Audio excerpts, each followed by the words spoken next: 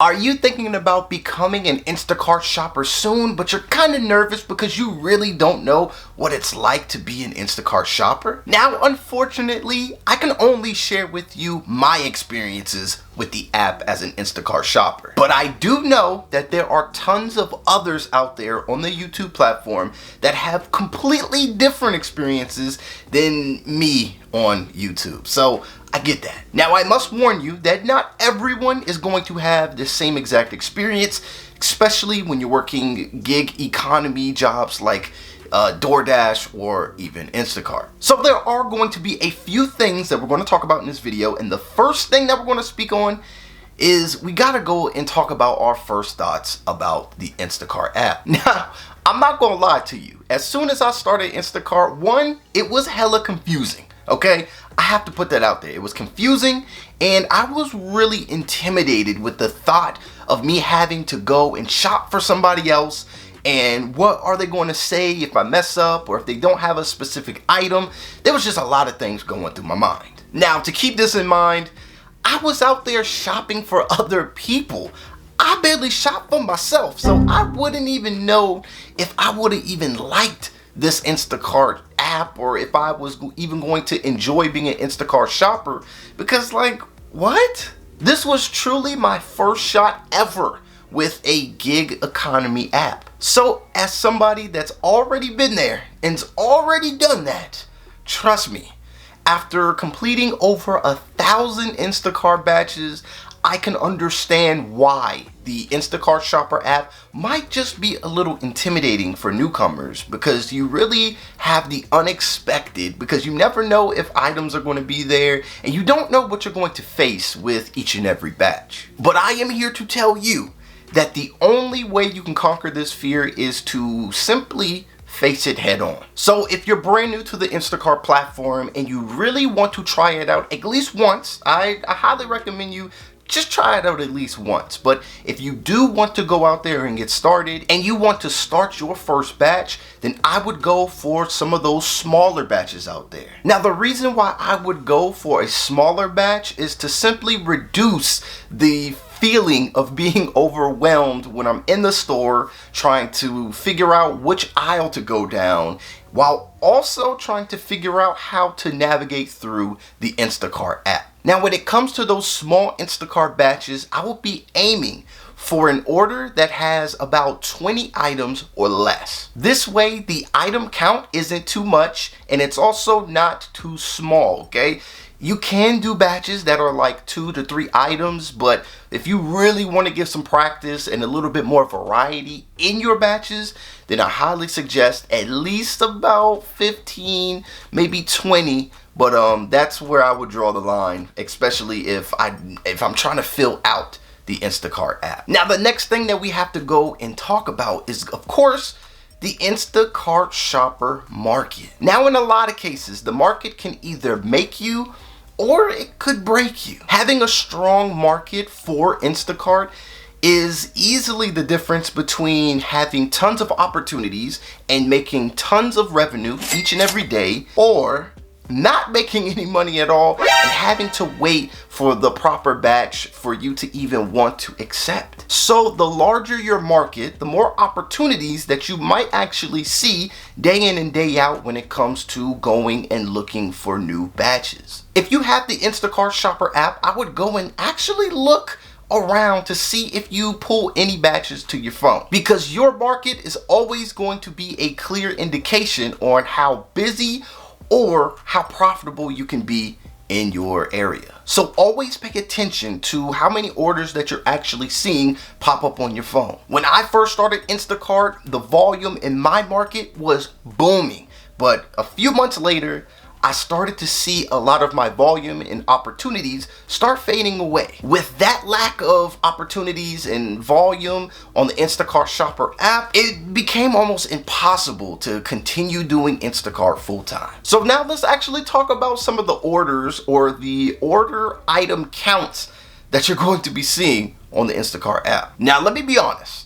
As an Instacart shopper, there's going to be some orders that come across your phone that you feel that only a crazy person would accept. And you're right. Only a crazy person will accept those. I'm telling you, when you see some of these orders, you're honestly going to be shocked. When you're out there as an Instacart shopper, you might receive some multi-batch orders, or maybe even a batch that has 100+ items. I've seen some customers actually order over 170 items from a grocery store.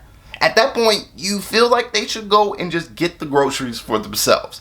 That's a lot of items. To be honest with you, with a lot of these high item counts on some of these Instacart batches, it started driving me away from the Instacart app after I seen that a lot of these huge orders are also attached to no tips.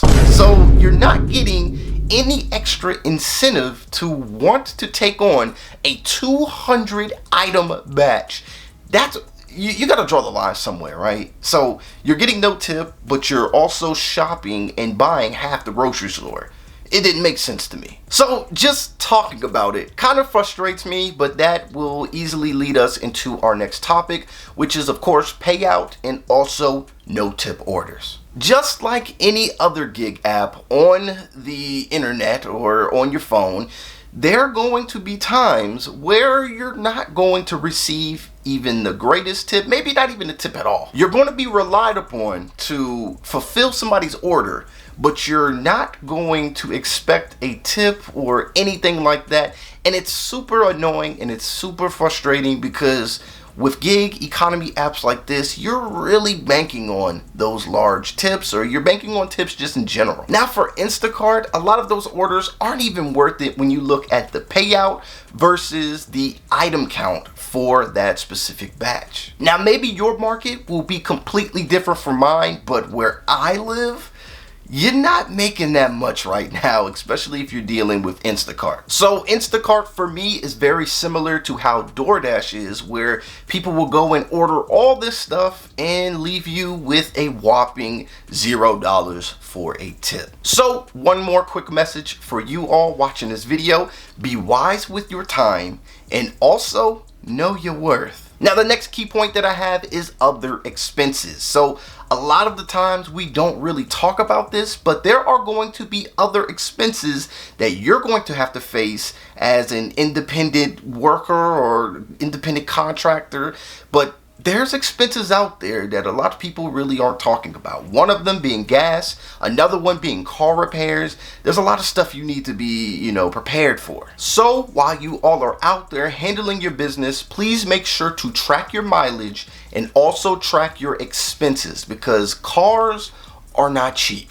Okay, cars and expenses for this business are not cheap. So keep track of them and it will definitely help you out when it comes time for tax season. But all in all, Instacart was a great experience for me. I actually learned a lot and also had a lot of fun. Becoming an Instacart shopper is something that I would definitely recommend, especially if your market is way better than mine, because one, you'll always stay busy. Two, there are some very generous customers out there. You'll be surprised. I know you guys probably hear a lot of the horror stories, but there's been some really good times where people have either tipped me extra after I dropped off, or people have tipped me at the door. $20 here, $20 there. Sometimes I'm getting $40 tips.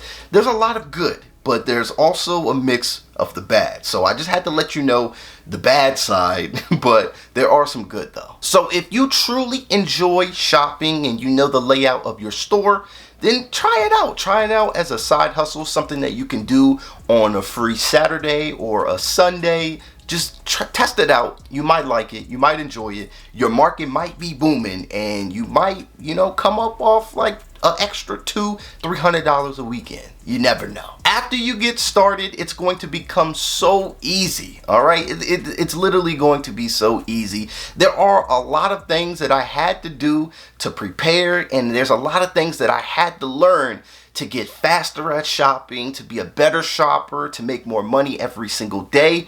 And I want to share what I learned with you. So I'm going to be sharing my top 10 things that I've learned after becoming an Instacart shopper, and I'm actually going to leave this video up on this end card screen. So check the video out next and I will tell you everything you're gonna need to know. Trust me, you're gonna want to know this stuff, especially before you go out there. So click on the video and I will see you all in this next video.